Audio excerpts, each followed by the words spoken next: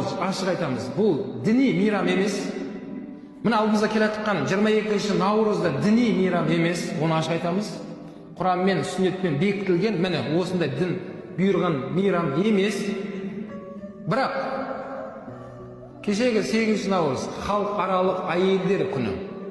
Соны әйеліңді, анаңызды, қарындасыңызды мейрамыңызбен деп құттықтаған кезде Абдулла ибн Хузайфа секілді өзіңе сұрақ қой.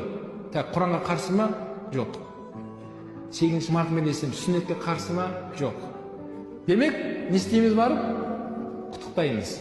Анашым мейрамыңызбен, қарындасың әлі орамал таға алмай жатыр, намазға келе алмай жатқандарға, бауырлар, осы көпір салу керек бізге. Көпір. Барып, гүл алып бер, сыйлық алып бер, қарындасыңа көйлек алып бер, мейраммен айналайын. Сол қарындасыңыз ақырындап сіздің дініңізді көреді, сөйтіп, иншалла, келесі жылы 8 наурызға дейін сол қарындасыңыз орамал таға бастайды, иншалла, намазға жығыла бастайды, жеңгелеріміз намазды бастайды. Біз көпір салмастан астағфирулла деп бұрылып кетіп қалсақ, ортада көпір жоқ.